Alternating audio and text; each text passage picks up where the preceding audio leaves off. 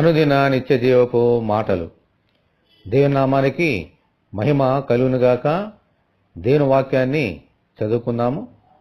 యెహోవా దయాళుడు, ఆయన కృప నిరంతరముండును, ఆయనను స్తుతించుడి. మొదటి దినవృత్తాంతములు 16వ అధ్యాయము 34వ వచనం.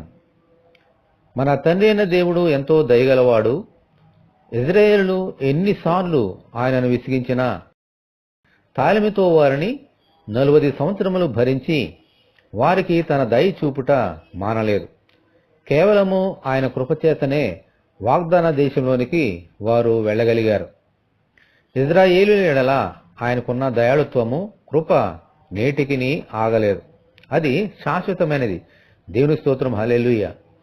అదే దయాళుత్వము, అదే కృప మన ప్రభు అయిన యేసుక్రీస్తు ద్వారా దేవుడు మనకు కూడా విస్తరింపజేశారు. ఆమేన్.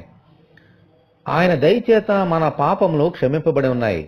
ఆయన కృపచేత మనము రక్షింపబడి ఉన్నాము. హల్లెలూయా.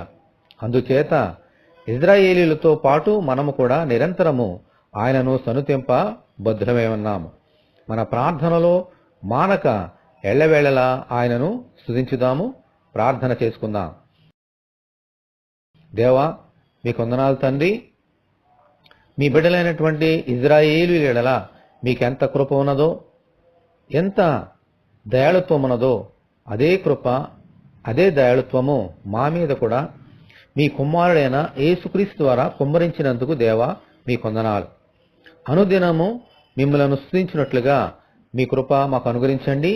నీ బిడ్డలైన ఇజ్రాయేలుతో పాటు మేము కూడా నిన్ను ఆత్మలోను సత్యములోను ఆరాధన చేయనట్లుగా సహాయం తెచ్చమని, ఈ వాక్యము వింటున్న నీ బిడ్డలందరినీ దీవించమని యేసు అతి పరిశుద్ధమైన నామములో ప్రార్థన చేయుచున్నాము తండ్రి. ఆమెన్. దేవుడు మనకు తోడే ఉండి నడిపించునుగాక. ఆమెన్. పరిశుద్ధ దేవుని మందిరం.